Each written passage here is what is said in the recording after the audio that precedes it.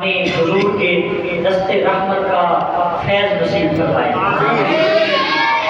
آقا کریم صلی اللہ تعالی علیہ وسلم کے غلام ہیں، صحیح مسلم شریف کی حدیث پاک ہے، جنگ کا موقع تھا تو حضور علیہ السلام کے غلام سفر فرما رہے تھے۔ آقا کریم علیہ السلام تشریف فرما ہیں، تقریباً 1400 کے قریب صحابہ تھے۔ کتنے؟ بولیے کتنے؟ 1400 حضور کے غلام تھے۔ کھانے پینے کا سامان ختم ہوا، پانی ختم ہو گیا۔ جیسے ہی پانی ختم ہوتا ہے، اللہ کے محبوب کے دیوانے رسول اللہ کی خدمت میں آتے ہیں۔ چاہیے تو یہ تھا کہ پانی ختم ہوا تو پانی تلاش کرنے جاتے، کنواں تلاش کرتے، کوئی ندی، کوئی نالا، کوئی آبشار، کوئی چشمہ، کوئی وادی، کوئی گھاٹی، یا کسی جگہ سے خریدنا پڑتا تو وہاں جا کے خریدتے، یا کسی قریب کی بستی سے جا کے پانی تلاش کرتے، یا پھر دوسرا حل یہ تھا کہ اللہ کی بارگاہ سے دعا کرتے کہ مالک بارش دے دے۔ نہیں، پانی ختم ہوا تو مصطفیٰ کی بارگاہ میں آتے۔ دنیا کی کوئی بھی مشکل ہو، دین دنیا کا کوئی بھی مسئلہ ہو، صحابہ کرام کا عقیدہ یہ تھا کہ جب بھی مشکل بنے رسول اللہ کی خدمت میں حاضر ہو جائے۔ میرے نبی صلی اللہ علیہ وسلم کے غلاموں سے پانی ختم ہوا، پانی کم ہو گیا۔ آقا کی بارگاہ میں غلام شکایت لے کے آئے، سوڑیا پانی ختم ہو گیا ہے۔ میرے آقا نے پوچھا کتنا پانی ہے؟ عرض کیا یا رسول اللہ اتنا کچھ ہے کہ بس ایک آدمی پی لے گا، پانی ختم ہونے کے قریب ہے، اور مشکل 2-3 گلاس پانی کے۔ اللہ کے محبوب نے فرمایا جتنا پانی ہے سارا جمع کر کے میری خدمت میں پیش کیا جائے۔ سرکار دو جہاں صلی اللہ علیہ وسلم نے وہ پانی جمع فرمایا، پانی منگوایا، اللہ کے محبوب کی بارگاہ اقدس میں وہ پانی لایا گیا۔ میرے پاک نبی صلی اللہ علیہ وسلم نے اپنا مبارک ہاتھ، اپنا دست اقدس، اپنا دست رحمت، دست نبوت، دست رسالت، ید اللہ والا پیارا ہاتھ، وہ پیارا نبوت والا، رسالت والا، برکت والا، عظمت والا، رفعت والا ہاتھ، اس پانی کے برتن کے اندر، اس مشکیزے کے اندر، پانی کے اندر ہاتھ رکھا۔ جیسے ہی پانی کے اندر ہاتھ رکھا، اللہ کریم نے میرے نبی کے ہاتھ کے 5 انگلیوں سے پانی کے 5 قطرے جاری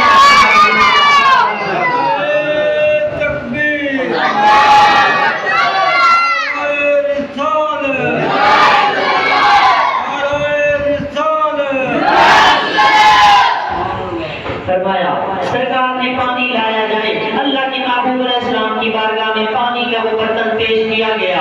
سرکار نے اپنا دست نبوت، دست رسالت، ید اللہ والا ہاتھ، یہ وہ بات ہے اگر آسمان پہ اٹھ جائے تو چاند کے 2 ٹکڑے کر دیتا ہے، چاند کو توڑ دینے والا، چاند کو جوڑ دینے والا، سورج کو موڑ دینے والا یہ مبارک ہاتھ اپنا پانی کے مشکیزے کے اندر رکھا۔ اللہ کریم نے پانی کے اس مشکیزے کے اندر میرے نبی کے ہاتھ کے 5 انگلیوں سے پانی کے 5 چشمے جاری فرما دیے۔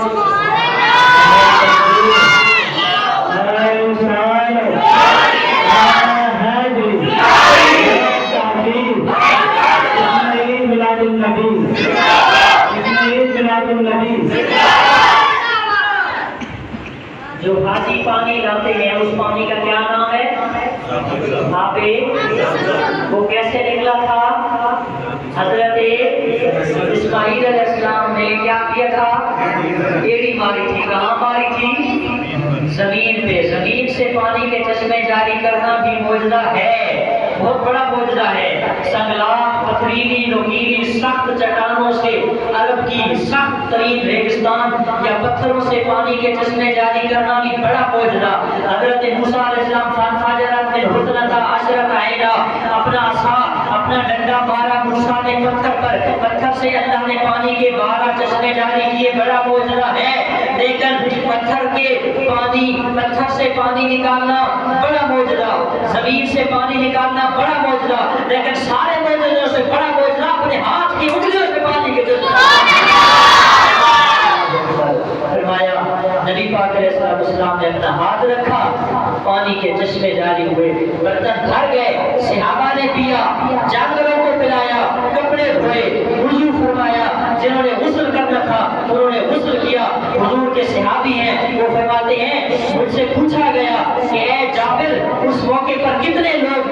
فرمایا حضور کے صحابی نے فرمایا کہ لو کنتا میت انفن لکفانا، فرماتے ہیں مجھے رب کعبہ کی قسم جس کے قبضہ قدرت میں میری جان ہے، اس موقع پہ ہم 1400 بندے تھے لیکن ہمیں یقین اتنا تھا کہ اگر اس موقع پہ 1,00,000 بندہ بھی ہوتا مصطفیٰ کے ہاتھ کا پانی کافی ہو جاتا۔ کیا سمجھو گے میرے نبی کی شان کو؟ ہمارے جیسے تھے، ہمارے جیسے تھے، ہم جیسے کھاتے تھے، پیتے تھے، سوتے تھے، جاگتے تھے۔ اسی لیے تو پھر مرزا جیسے لانتی نے نبوت کا دعویٰ کر لیا۔ اگر بدبخت لوگوں نے اپنے جیسا نہ کہا ہوتا تو کبھی مرزا جیسے لانتی کبھی دعویٰ نبوت نہ کرتے۔ ان لوگوں نے نبی کی شان کو گھٹایا، کم کیا، اس وجہ سے لوگوں نے کہا کہ دیکھو جی صحابہ نے یہ لکھا ہے کہ ہمارے جیسے کھاتے ہیں، پیتے ہیں، چلتے ہیں، پھرتے ہیں۔ ارے میرے نبی کی شان کو کیا سمجھو گے؟ میرے نبی کی شان تو یہ ہے اللہ چاہے تو میرے نبی کے ہاتھ سے پانی کے چشمے جاری کروا دیتا ہے،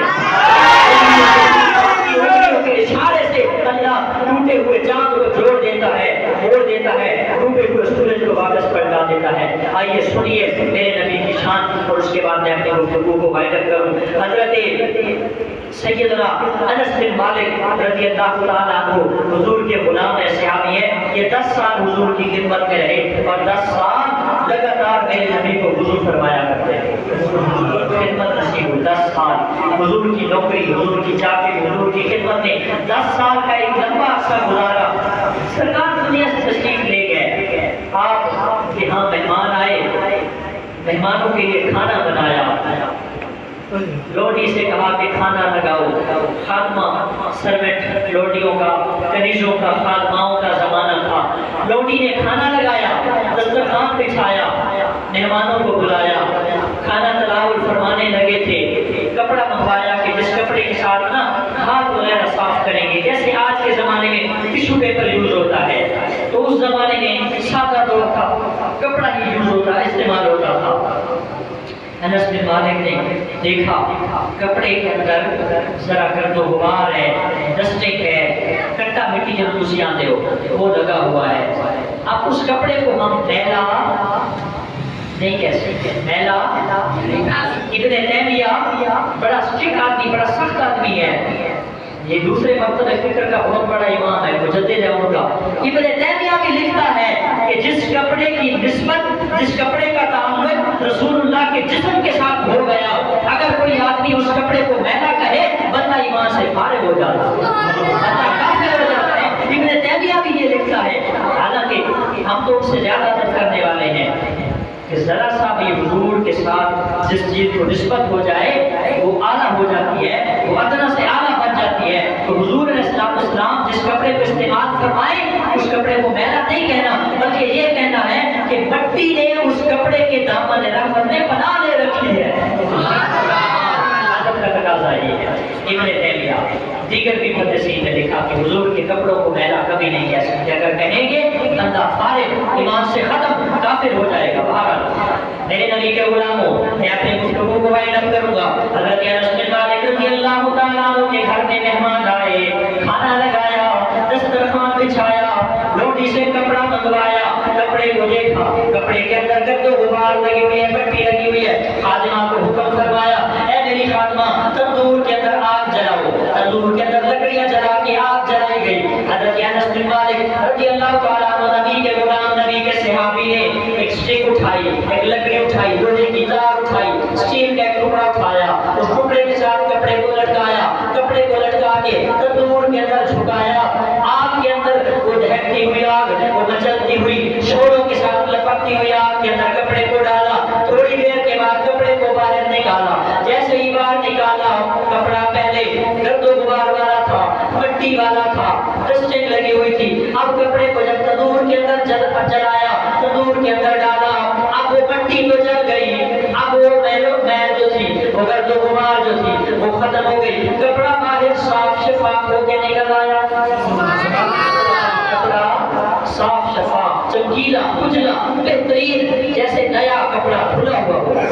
میرے نبی کے غلاموں، حضرت انس بن مالک رضی اللہ تعالیٰ عنہ نے کپڑے کو باہر نکالا، لوہے کی تار کے ساتھ دسترخوان بچھایا، مہمانوں کے سامنے حکم فرمایا کہ کھانا کھاؤ، سب نے تناول فرمایا۔ مہمان सारे मुताज्जब हैं, हैरानगी का इजहार फरमाया। उस हैरानगी पर सवाल फरमाया, इस्तिफसार किया, पूछा, ऐ अनस बिन मालिक, हमें फलसफा समझ नहीं आया, हमें बात समझ नहीं आई, कपड़े को आग ने जलाया क्यों नहीं? कपड़े को आग ने जलाया क्यों नहीं? हालांकि आग का काम तो है जलाना, आग का काम है जला देना। अल्लाह ताला ने हर चीज के अंदर तभी तौर पे, नेचरली तौर पे, कुदरती तौर पे वस्फे रखी है, सिफत रखी है। जैसा कि आग का काम है जला देना, हवा का काम है उड़ा देना, पानी का काम है बुझा देना, तो तुम्हारा काम है चुप रहना।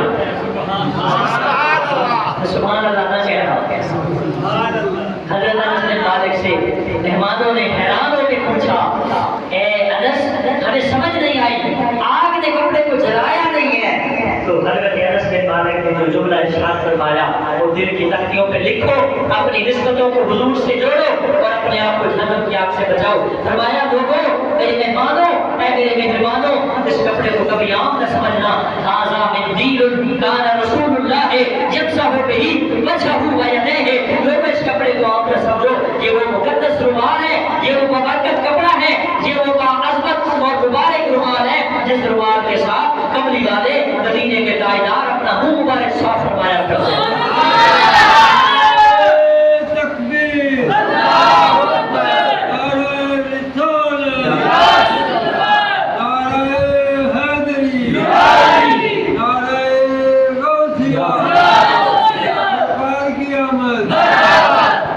हज़रत अनस बिन मालिक ने फरमाया, हाज़ा मिन दीन कान रसूलुल्लाह यमसहु बिही वजहहु व यदैहि। लोगों, इस कपड़े को आम न समझो, इस रुमाल को आम न समझो, ये दुनिया वाला कपड़ा नहीं है। फरमाया, ये वो रुमाल है, ये वो बाबरकत कपड़ा है कि रसूलुल्लाह वुज़ू करने के बाद इस मुबारक रुमाल से अपना मुंह मुबारक साफ करते थे। इस कपड़े की निस्बत रसूलुल्लाह के साथ हो गई है, इसलिए इस कपड़े पर आग असर नहीं करती। ये जब भी गर्दो गुबार आ जाती है, जब भी इसके अंदर मिट्टी आ जाती है, हम इसको धोकर पानी नालियों में नहीं डालते, बल्कि आग के अंदर जलाते हैं, मिट्टी जल जाती है, कपड़ा साफ होकर बाहर आ जाता है। मेरे नबी के गुलामों, अगर एक कपड़े की निस्बत रसूलुल्लाह के हाथ से हुजूर के मुंह मुबारक से हो जाए, उस पर तंजूर की आग असर नहीं कर सकती। अगर रसूलपुर के लोगों के दिलों की निस्बत मुस्तफा से हो जाए, उन दिलों में जहन्नम की आग असर नहीं होगा। लोग कहते हैं कि ये मिलाद क्यों मनाते हो, ये छठियां क्यों लगाते हो, ये बत्तियां क्यों लगाते हो, ये लाइटिंग और चरागा क्यों करते हो? मैंने कहा, अरे नादानो, तुम्हें समझ ही नहीं है। ये मिलाद वाले दिन भी मैंने यही गुजारिश की है कि ये छठियां क्या इस्तेमाल करेगी, ये प्लास्टिक की लाइटें मेरे नबी का क्या इस्तेमाल करेगी? हमारे तो बस में नहीं है, हमारे तो इख्तियार में नहीं है, हमारे तो कंट्रोलिंग अथॉरिटी में नहीं है। अगर हमारा बस चलता, अपने दिल के टुकड़े करके महबूब की गलियों में बिछाता, अपने जिगर के टुकड़े निकाल कर मुस्तफा की आमद में हम कुर्बान कर देते, इस्तेमाल करते। आइए आप और मैं अपना ताल्लुक, अपनी निस्बत, अपने दिल मुस्तफा के मुक़द्दस हज़रात से जोड़ें। हम जहाँ भी जाएं, हमें हर वक्त अपने मुस्तफा करीम की सीरत और सूरत सामने रखनी चाहिए और अपनी निस्बतों और अपने ताल्लुकों को हुजूर के साथ मजबूत बनाना चाहिए। जिस तरह कपड़े की निस्बत हुजूर के जिस्म से हुई तो आग असर नहीं किया, इसी तरह अगर हमारे दिल की निस्बत भी मुस्तफा के साथ हो गई, हमारे पर भी जहन्नम की आग असर नहीं करेगी। अल्लाह ताला हमारी आपकी बात ये नहीं